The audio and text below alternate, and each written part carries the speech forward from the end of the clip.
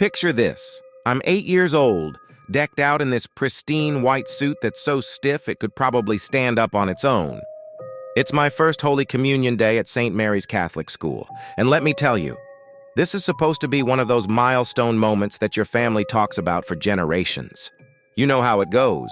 Weeks of preparation, endless rehearsals, and constant reminders from Sister Margaret about how we need to be vessels of grace and pillars of reverence.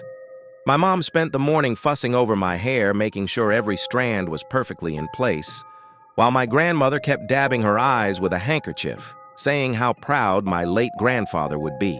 But here's the thing about being 8. You're basically a bundle of nervous energy wrapped in formal wear. The suit was itching like crazy, the church was uncomfortably warm, and all I could think about was whether Jimmy Peterson was actually going to trade his Pokemon cards with me after church like he promised.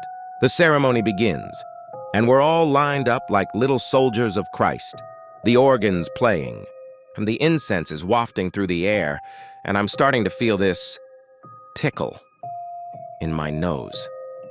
You know that kind of tickle, the one that demands immediate attention. Now picture the scene. I'm walking down the aisle trying to remember all the steps we practiced. Left foot, right foot, hands folded in prayer position.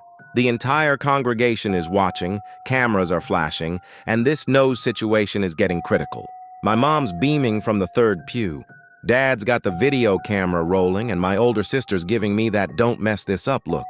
Then comes the moment of truth. I'm next in line to receive communion, standing right before the altar steps. And that's when it happens. My hand, as if possessed by some unholy spirit, shoots straight up to my nose. Quick dig, quick relief, but now I'm holding evidence. The priest is holding up the host, saying, "The body of Christ." And I'm standing there with a fresh booger on my finger, panic rising in my chest.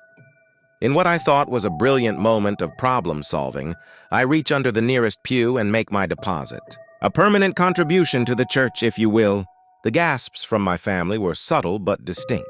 My mom's face turned the same shade as the cardinal's robes.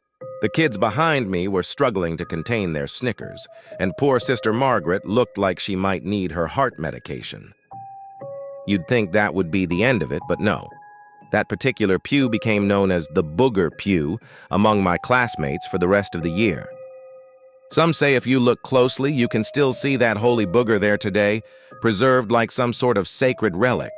That was my big communion moment. And it only gets worse from here. Because let me tell you about what happened at my confirmation ceremony 5 years later.